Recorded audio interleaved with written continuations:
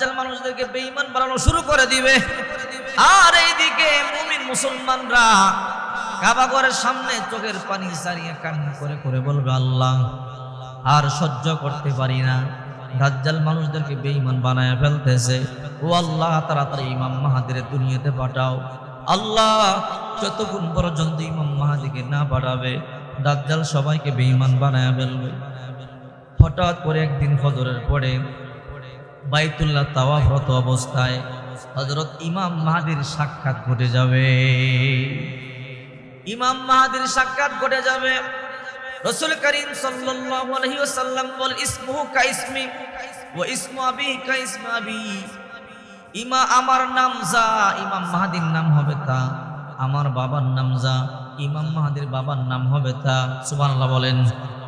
রাসূল করিম সাল্লাল্লাহু আলাইহি ওয়াসাল্লাম বলেন, ইমাম মাহাদি যে গ্রাম থেকে বের হবে, ইয়াখরুজুল মাহদি মিনাল ক্বরিয়া ইকালু লাহু করা নামক গ্রাম থেকে। আর ইমাম মাহাদি হবে আমার কন্যা ফাতেমার বংশের। রাসূল করিম সাল্লাল্লাহু আলাইহি ওয়াসাল্লাম সুন্দর করে তার অবয়বটা বলে দিয়া গেল। কাবা চত্বরে এমন একটা সুদর্শন যুবককে হঠাৎ করে দেখা যাবে। সবাই গিয়ে বলবে, ওগো আল্লাহর বান্দা, আপনি কি ইমাম মাহাদি নাকি? যদি আপনি ইমাম মাহাদি হন আর গোপন করবেন না, তাড়াতাড়ি সত্য কথা বলে দেন। কারণ ইমাম মাহাদি আগের দিন নিজেও জানবে না আমি ইমাম মাহাদি।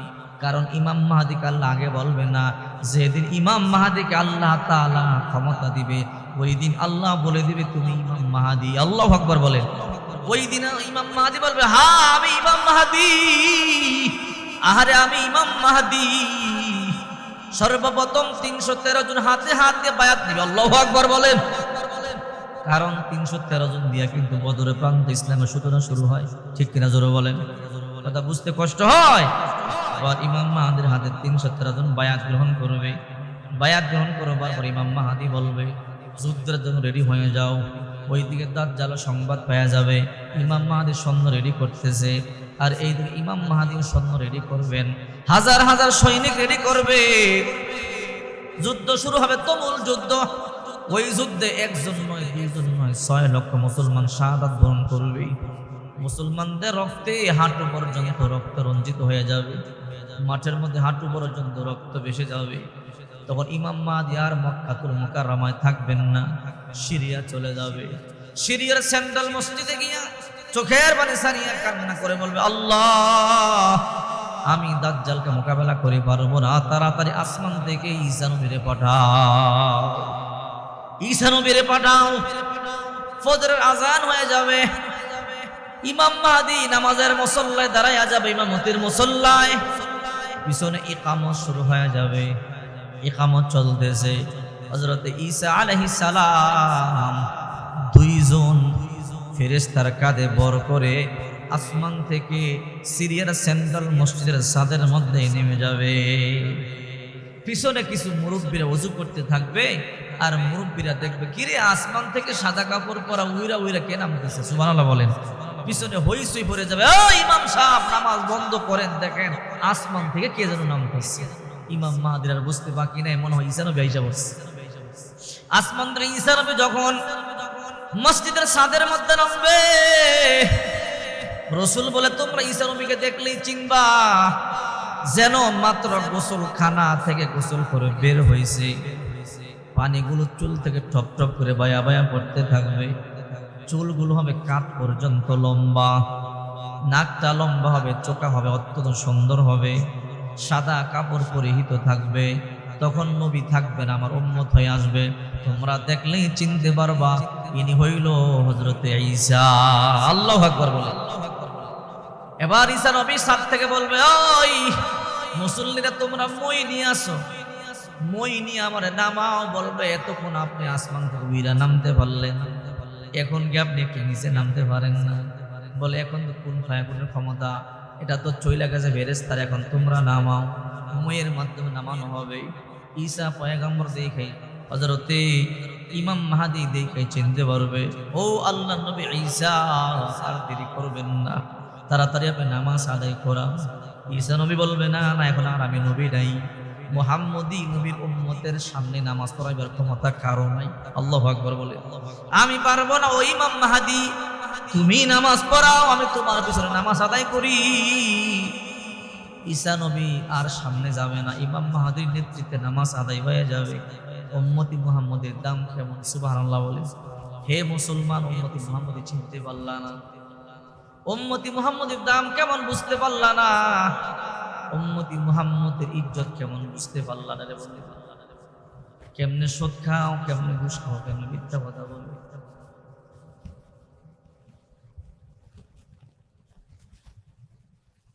এবার চিন্তা করে দেখেন, দাজ্জাল যখন দুনিয়াতে ফিতনা শুরু করে দিল, ইমাম মাহদী নামাজের মুসল্লার সামনে দাঁড়াইয়া গেল, নামাজ আদায় করলো। নামাজ আদায় করবার পরে এবার ইমাম মাহদী ঈসা নবীরে বলে, ওগো আল্লাহর নবী ঈসা।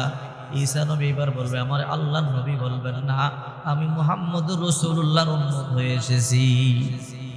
বলো, ও আল্লাহর নবীর উম্মত ঈসা,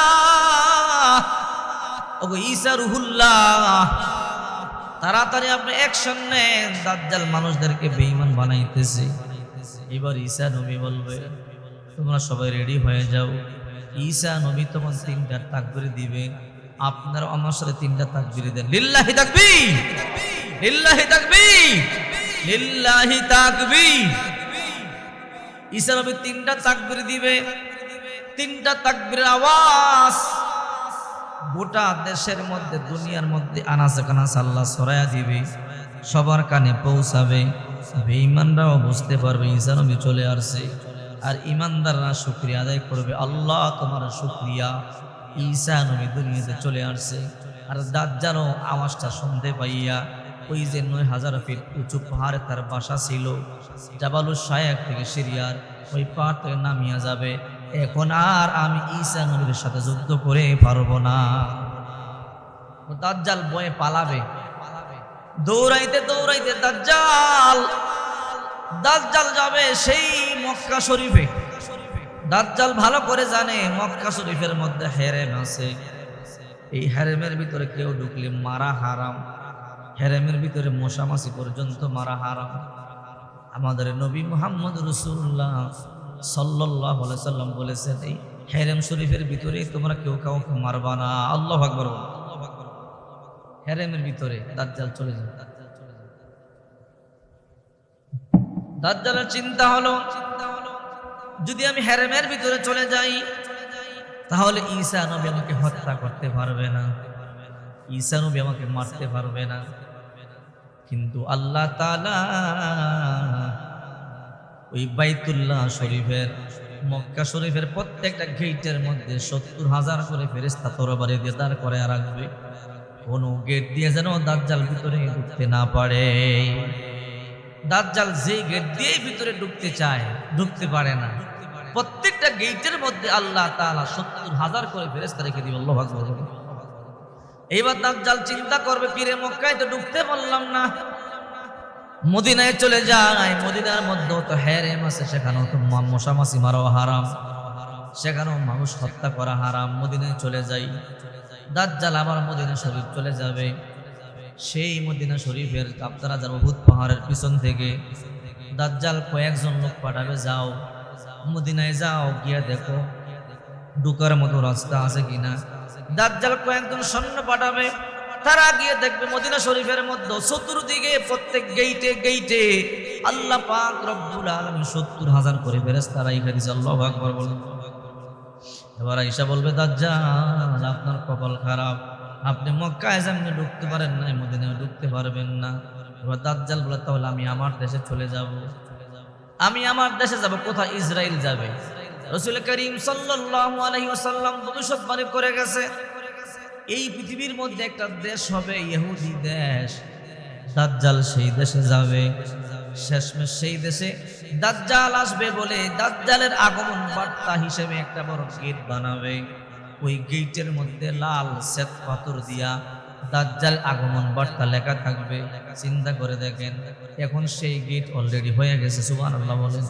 রাসূলের হাদিস কেমনে মিলে গেল দেখেন। বর্তমানে ইসরায়েলের রাজধানী তেল আবিব, এই তেল আবিব থেকে 40 কিলোমিটার উত্তর পূর্ব দিকে একটা তারা এয়ারপোর্ট বানাইছে, ইন্টারন্যাশনাল এয়ারপোর্ট, নাম দিয়েছেন বেন গুরিয়ন ইন্টারন্যাশনাল এয়ারপোর্ট। এই এয়ারপোর্টে তারা বিশাল বড় একটা গেট বানাইছে। এই গেটের মধ্যে লেখা, the king of peace will impress here, আমাদের শান্তির দূত এই গেট দিয়ে প্রবেশ করবে। তার মানে দাজ্জাল এই গেট দিয়ে ঢুকবে। আজ থেকে প্রায় 15 বছর আগে এই গেট তৈরি হয়ে গেছে। আল্লাহু আকবার। তার মানে এতে কি বোঝা যায়? দাজ্জাল আসতে বেশি সময় বাকি আছে। এবার যখন দাজ্জাল সেখানেও থাকতে পারবে না, ঈসা নবী তাকে দৌড়াবে। দৌড়াইতে দৌড়াইতে দাজ্জাল বলবে, এবার আমি আমার স্বদেশ, আমার দেশ ইসরায়েল চলে যাই। দাজ্জাল ইহুদি বংশ থেকে জন্ম নিবে, আর ইহুদিদের জন্য সে লড়াই করবে। এইবার দাজ্জাল দৌড়াইয়া আবার সে চলে যাবে সেই ইসরায়েল। ইসরায়েল যাওয়ার পরে বেন গুরিয়ন ইন্টারন্যাশনাল এয়ারপোর্টের কাছে গিয়া বলবে, কামান গোলা বারুদ যা আছে সব রেডি করো, ঈসা নবী আমাকে মারবার জন্য আসতেছে। ইহুদিরা বলবে, আপনি টেনশন করবেন না, আপনি এই গেট দিয়ে প্রবেশ করবেন নিরাপদে। আপনার জন্য বড় বালাখানা বানাইয়া রাখছি, আমরা ঈসা নবী আসবে তারে আমরা ধ্বংস করে দেব। কিতাবের মধ্যে আছে ঈসা নবীর তেমন কোনো অস্ত্র নাই। ঈসা নবীর অস্ত্র হলো এই নিঃশ্বাসটা। সুবহানাল্লাহ বলো। চোখ দিয়া যত দূর পর্যন্ত দেখতে পাবে, তত দূর পর্যন্ত ফু দিলে বাতাসটা যাবে। রাসূল করিম সাল্লাল্লাহু আলাইহি ওয়াসাল্লাম বলেন, দাবা কামায়া দুবিল হুলমা, পানির মধ্যে লবণ পড়লে যেমন লবণ মুহূর্তের মধ্যে গলে যায়, ঈসা নবী যখন ফু দিবে, ঈসা নবীর ফুটা যে মুত্তা যে কাফের বেঈমান ইহুদির বাচ্চার গায়ে লাগবে, মুহূর্তের মধ্যে লবণের মতো গলে যাবে। আল্লাহু আকবার। এবার তারা গোলা বারুদ কামান সব রেডি করবে, আর এইদিকে ঈসা আলাইহিস সালাম মাত্র একটা ফু দিবে। ফু দিতে দেরি সব গলে যাবে, মুখের মতো গলে যাবে। আল্লাহু আকবার বলো। কিন্তু দাজ্জালকে এমনি মারবে না, দাজ্জালকে ওই গেটের নিচে ঈসা আলাইহিস সালাম তরবারি দিয়া কুমায়া কুমায়া হত্যা করবে। চিন্তা করছেন তো? এই কথাগুলো থেকে কি বোঝা যায়? দাজ্জাল আসতে কি বেশি দিন বাকি আছে? দাজ্জাল আসতে আর বেশি দিন বাকি নাই। এই জন্য প্রস্তুতি গ্রহণ করেন, বেশি বেশি নেক আমল করেন, ঈমানকে তাজা করেন। কারণ আমরা যদি ইমাম মাহদীকে পাই, আমরা যদি ঈসা নবীকে পাই, বায়াত গ্রহণ করে শাহাদাতের তামান্নায় আমরা অংশগ্রহণ করব যুদ্ধে। ঠিক কিনা জোরে বলুন। তো প্রিয় উপস্থিতি, সামনে আসতেছে লাইলাতুল বারাত। আগামী 14ই ফেব্রুয়ারি শুক্রবার দিবাগত রাত লাইলাতুল বারাত, অত্যন্ত দামি রাত। এই রাতে ইবাদত বন্দেগী করবেন।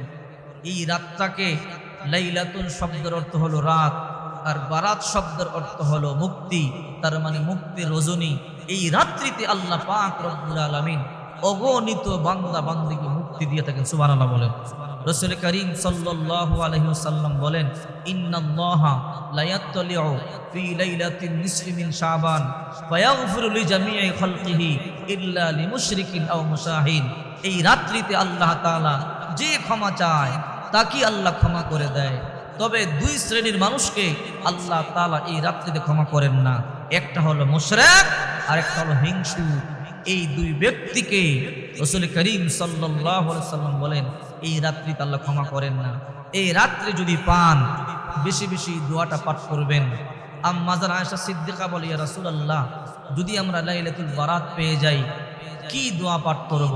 রাসূল করিম সাল্লাল্লাহু আলাইহি ওয়াসাল্লাম বলেন, এই দোয়া বেশি বেশি পাঠ করবা। আল্লাহুম্মা ইন্নাকা আফুউন তুহিব্বুল আফওয়া ফাফু আন্নী। আয় আল্লাহ, আপনি ক্ষমাকারী, আপনি ক্ষমা পছন্দ করেন, আমাকে আপনি ক্ষমা করে দেন। এই জন্য এই রাত্রিতে বেশি বেশি দোয়া পাঠ করবেন। আল্লাহুম্মা ইন্নাকা আফুউন তুহিব্বুল আফওয়া ফাফু আন্নী।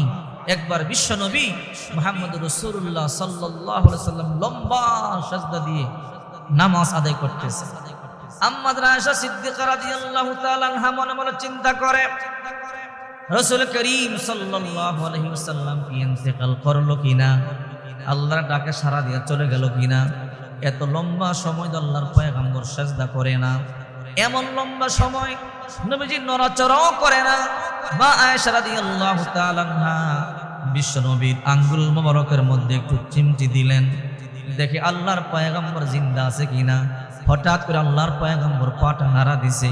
আম্মাজান আয়েশা বুঝতে পেরেছে আল্লাহর পয়গম্বর মারা যায় নাই, আল্লাহর পয়গম্বর জীবিত আছে। আল্লাহু আকবার বলেন। নবীজি সালাম ফিরানোর পরে আল্লাহর হাবিব বলে, ও আয়েশা, তুমি কি মনে করেছো আমি কি তোমার হক নষ্ট করেছি? ও আয়েশা, আমি কি আল্লাহর দরবারে চলে গেছি? বলে, আল্লাহর হাবিব এত লম্বা সময় সাজদা করেছেন, আমি বুঝতে পারি নাই। বলে, আয়েশা, তুমি কি জানো না আজকে কোন রাত্র? বলে, কোন রাত্র? বলে, আজকে লাইলাতুল বরাত, শাবান মাসের 14 তারিখের দিবাগত রাত। রে আয়েশা, বড় দামি রাত। এই রাত্রিতে আল্লাহর কাছে যে ক্ষমা চায় আল্লাহ তাআলা তাকে ক্ষমা করে দেয়। আয়েশা, আমি কি এই রাত্রিতে বেশি বেশি ইবাদত বন্দেগী করব না? এই জন্য আমি এই রাত্রিতে এই লম্বা সাজদা দিয়া আমি আমার মালিকের শুকরিয়া আদায় করেছি। আল্লাহু আকবার বলেন। এই রাত্রি যদি পেয়ে যান কি কি আমল করবেন, কিভাবে নামাজ আদায় করবেন, আমি সংক্ষেপে বলে দিচ্ছি। যদি লাইলাতুল বরাত পেয়ে যান 10টি আমল বেশি বেশি করবেন। কয়টি আমল? এই লাইলাতুল বরাতে 10টি আমল করবেন। ভালো করে শুনে রাখুন, এই 10টি আমল কোনো ব্যক্তি যদি করতে পারে কপাল খুলে যাবে। 1 নম্বর আমল হলো ভালো করে পবিত্রতা অর্জনের জন্য গোসল করে নেবেন। ভালো করে গোসল করে নিয়া 2 নম্বরে সুগন্ধি ব্যবহার করবেন। 3 নম্বরে সারা রাত জাগ্রত থেকে নফল ইবাদত করবেন, নামাজ আদায় করবেন। 4 নম্বরে কোরআন তেলাওয়াত করবেন। 5 নম্বরে দিনের বেলা রোজা রাখবেন। 6 নম্বরে কবর জিয়ারত করবেন। 7 নম্বরে দান সদকা করবেন যতটুকু সম্ভব হয়। 8 নম্বরে মা বাবা দাদা দাদি আত্মীয় স্বজনদের জন্য দোয়া করবেন। 9 নম্বরে মানুষদেরকে তাসবিহ তাহলিল জিকির আজকার করবেন। 10 নম্বরে দুরূদ শরীফের আমল করবেন। আরেকটা আমল কিতাবের মধ্যে পাওয়া যায়, ইস্তিগফারের আমল করবেন। এই লাইলাতুল বরাত যদি পেয়ে যান এই 10টি আমল করবেন। যে ব্যক্তি লাইলাতুল বরাত এই 10টি আমল করবে আল্লাহ পাক রব্বুল আলামিন তার দোয়া মঞ্জুর করবে, তার গুনাহগুলো মাফ করে দিবে, রিজিক প্রশস্ত করে দিবে, বালা মুসিবত থেকে আল্লাহ হেফাজত করবে। আল্লাহ পাক আমাদেরকে লাইলাতুল বরাত পর্যন্ত হায়াত দান করেন, ইবাদত করে আল্লাহকে খুশি করবার তৌফিক দান করেন। সকলে বলি